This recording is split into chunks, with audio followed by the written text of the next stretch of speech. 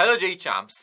तो student, JEE Mains examination की अगर हम बात करें, इसमें कुछ ऐसे टॉपिक्स हैं जिनको हम कह सकते हैं इजी किल्स टॉपिक।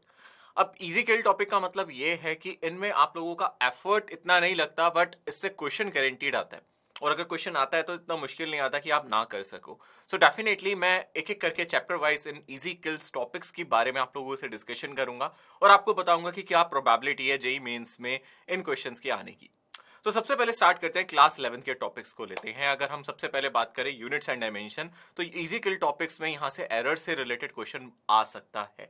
तो कॉम्बिनेशन ऑफ एरर्स यहां आप लोगों के लिए फेवरेबल टॉपिक है, यहां से क्वेश्चन आने की उम्मीदें ज्यादा होती हैं। इसके अलावा डायमेंशन एनालिसिस से कोई भी क्वेश्चन आ जाएगा तो वो इजी किल टॉपिक में आप रख सकते हो। अगर हम काइनेमेटिक्स की बात करें, then we can say about motion in one dimension. यहां से काफी एक दो साल से जो ऑब्जर्व किया गया या मैक्सिमम नंबर ऑफ जो क्वेश्चन जो आ रहे हैं वो डेफिनेटली कांस्टेंट एक्सेलरेशन वाले आ रहे हैं, जहां आप लोगों को इक्वेशन ऑफ मोशन यूज करनी होती है और वो भी फ्री फॉल से ज्यादा रिलेटेड क्वेश्चंस होते हैं। सो यहां आप लोग इक्वेशन ऑफ मोशन को यूज करके इन क्वेश्चन को सॉल्व कर सकते हो अगर आपको सारी इक्वेशन ऑफ मोशन आती हैं। Even if you know the formula for the displacement in nth second, इस तरीके के nth सेकंड के डिस्प्लेसमेंट वाले फॉर्मूलाज और ये सब अगर आपको याद रहते हैं और आप इसको अच्छे से अप्लाई कर पाते हो तो क्वेश्चन इजीली सॉल्व हो जाते हैं। और क्लास 9 से हम लोगों ने प्रैक्टिस की है, तो इसका मतलब है ये ज्यादा मुश्किल टॉपिक नहीं है।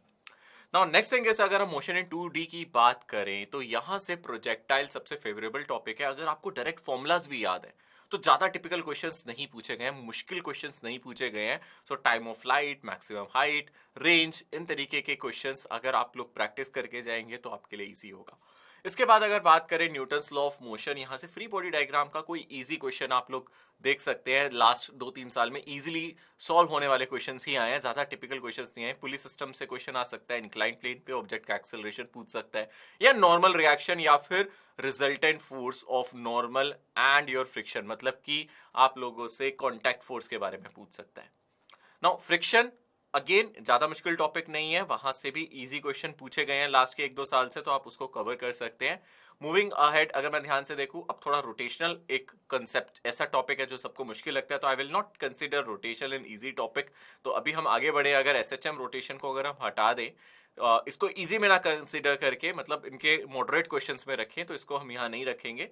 बट डेफिनेटली इसके बाद अगर आप ध्यान से देखोगे, mechanical properties of solid is a easy kill topic. आप वहां से यंग्स मॉडुलस का जो फॉर्मूला होता है या फिर जो एनर्जी स्टोर्ड होती है इन अ स्ट्रेच रॉड या कंप्रेस्ड सिस्टम, वो अगर आप याद रखेंगे तो वहां से क्वेश्चन इजीली बन सकता है। अब फ्लूइड बहुत बड़ा टॉपिक है, बट इसमें अगर आप ध्यान से देखोगे, इक्वेशन ऑफ कॉन्टिन्यूटी या फिर बर्नौलीज इक्वेशन की अगर आप प्रैक्टिस अच्छे से करके जाओगे तो क्वेश्चन हो जाएंगे, या फिर एसेंट फॉर्मूला की हेल्प से भी आप क्वेश्चन देख सकते हैं। डायरेक्टली फॉर्मूला बेस बनते हैं, तो आप उसकी प्रैक्टिस जरूर करके जाना। विस्कोसिटी एक टॉपिक है जहां से स्टोक्स लॉ होता है, या फिर आप लोग अगर आप क्रिटिकल वेलोसिटी का फॉर्मूला या फिर टर्मिनल वेलोसिटी का, actually we should say terminal velocity का फॉर्मूला अगर आप याद करके जाओगे तो इजी होगा और आने के चांसेस ज्यादा रहते हैं। इसके बाद अगर मैं बात करूं क्लास 11th में, तो ग्रेविटेशन एक ऐसा टॉपिक है जो मुश्किल नहीं है। यहाँ अगर आपको इसके फर्स्ट, सेकंड और थर्ड कैपलर्स लॉ अगर आपको याद है तो क्वेश्चंस इजी रहते हैं, आप यहाँ से कर सकते हो। नाउ नेक्स्ट थिंग इज, आप लोगों का जो टॉपिक आता है दैट इज साउंड। तो साउंड में भी आप लोगों को नोट्स, एंटी नोट्स वाले क्वेश्चंस आ जाते हैं, बट ऑर्गन पाइप वगैरह अगर इनके फॉर्मूलेस आपको डायरेक्टली याद है तो मुश्किल नहीं होते। Some students struggles in the formula कि हमें याद नहीं था सर इसमें कौन सा लगना है, ओपन पाइप था या क्लोज ऑर्गन पाइप था, या फिर स्ट्रिंग का कौन सा हमें केस लगाना था। तो मतलब ऑन एन एवरेज वो इजी टू मॉडरेट के बीच में होता है, बट अगर आपको अच्छे से उसकी प्रैक्टिस है तो आई थिंक आपको उसको करके जाना चाहिए। That was all about class 11। Now moving to class 12, electrostatics. Electrostatics की अगर मैं बात करूं, सबसे जो इंपॉर्टेंट टॉपिक होता है वो होता है capacitors. So combination of capacitors, या फिर कैपेसिटर्स में जनरली इस तरीके के क्वेश्चन, जब एक कैपेसिटर को चार्ज करके दूसरे कैपेसिटर्स के साथ लगा दिया जाए, वहां आप लोगों को फाइनल पोटेंशियल डिफरेंस का फॉर्मूला याद हो, और अगर आप फाइनल चार्ज निकाल पाओ तो बहुत अच्छी बात है, क्योंकि ये क्वेश्चन बहुत ही बार रिपीट होते हैं जेई मेंस में और लास्ट टाइम भी आए हैं। ठीक है, तो आई एम टॉकिंग अबाउट 2022, उसमें भी आपको ये मिल जाएगा। तो कैपेसिटर्स के बारे में आपको अच्छे से याद रखना है। तो कैपेसिटर्स के बाद अगर मैं बात करूं, I am moving to magnet. तो मैग्नेट की अगर मैं बात करूं तो मूविंग चार्जेस एंड मैग्नेट में मैक्सिमम पोर्शन ऑफ क्वेश्चंस जो आते हैं वो charge moving in a magnetic field है, जहां उसका पाथ सर्कुलर होता है या फिर हेलिकल पाथ होगा। तो पाथ रिलेटेड क्वेश्चन भी आ सकते हैं, कब सर्कुलर होगा, कब हेलिकल होगा। रेडियस कंपेयर करने के लिए आ जाएगी डिफरेंट चार्ज पार्टिकल्स के लिए, तो ये इंपॉर्टेंट बन जाता है, क्रूशियल पार्ट है। इसके बाद अगर हम बात करें, हमारा जो नेक्स्ट है वो है इलेक्ट्रोमैग्नेटिक इंडक्शन। इलेक्ट्रोमैग्नेटिक इंडक्शन में म्यूचुअल इंडक्टेंस, सेल्फ इंडक्टेंस, ये कुछ इंपॉर्टेंट चीजें हैं। तो मतलब दो कॉइल दे देगा और म्यूचुअल इंडक्टेंस निकालने के लिए दे देगा। सेल्फ इंडक्टेंस आपसे पूछ सकता है या कॉम्बिनेशन ऑफ इंडक्टर्स से रिलेटेड क्वेश्चन लास्ट टाइम भी जेईई मेंस में 2022 में आया था, तो इस बार भी आप एक्सपेक्ट कर सकते हो।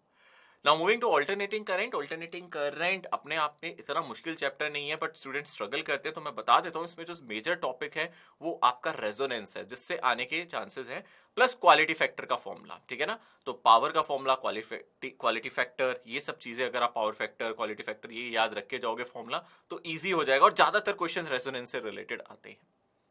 ना ऑल्टरनेटिंग करंट के बाद अगर मैं ध्यान से देखूं, रे ऑप्टिक्स की बात आती है। अब रे ऑप्टिक्स में थोड़ा आप स्ट्रगल कर सकते हो, थोड़े ज्यादा फॉर्मुलाज होते हैं जो आपको याद करने होते हैं, बट आई विल से कि लेंस मेकर फॉर्मूला आप अच्छे से कर जाना। लेंस को डिफरेंट मीडियम में रखते हो तो क्या उसकी फोकल लेंथ या पावर में डिफरेंस आता है, आप उस टॉपिक को कर सकते हो। वेव ऑप्टिक्स, YDSC सबसे फेवरेबल है, यंग्स डबल स्लिट एक्सपेरिमेंट। या फिर आप अगर YDSC में अगर आपको सब कुछ आ जाता है, फ्रिंज विड्थ वगैरह कैलकुलेट करना, उसके बाद जो दूसरा टॉपिक है वो डायफ्रैक्शन है, वो बहुत फेवरेबल है। इसी के साथ साथ ब्रूस्टर एंगल, तो ये ज्यादा मुश्किल नहीं है। Wave optics easy kill topics में से, इसमें बहुत सारे टॉपिक्स है, बट जितने भी टॉपिक्स है सारे इजी है। तो जो भी मैंने अभी 3 टॉपिक्स बताए आप इसको अच्छे से कर जाना। और जो काफी रिपीटेशन में क्वेश्चन आते हैं वो इंटेंसिटी पे भी आते हैं, कि आपको 2 इंटेंसिटी देता है, रिजल्टेंट इंटेंसिटी के बारे में पूछ लेता है। वो फॉर्मूला अगर अभी आपको नहीं आता है या प्रैक्टिस नहीं है, तो एटलीस्ट उसके 3 या 4 क्वेश्चंस की प्रैक्टिस जरूर करना। और उसके बाद अगर मैं क्लास 12 की बात करूं तो आपकी मॉडर्न फिजिक्स तो सबसे इजी यूनिट होती है, जिसमें आप फोटो इलेक्ट्रिक इफेक्ट अच्छे से करके जा सकते हो। फोटो इलेक्ट्रिक इफेक्ट के आने के चांसेस बहुत ज्यादा होते हैं। So these all are the topic from class 12, और हमने क्लास 11 के भी डिस्कस किए। ऐसा नहीं है कि इससे 100% आप स्कोर कर सकते हो, but definitely these are easy kill topics, क्योंकि आपको जितने क्वेश्चन अटेम्प्ट करने हैं उनमें से ये मेजोरिटी पोर्शन रहेंगे। तो आप अगर इन पोर्शंस को, इन पर्टिकुलर टॉपिक्स को कवर कर लेते हो, तो आप अपने आप को एश्योर कर सकते हो कि अब हम एक कट ऑफ के ऊपर पहुंच चुके हैं। इसके बाद जो हम मेहनत करेंगे वो टॉप रैंकर्स में आने के लिए करेंगे।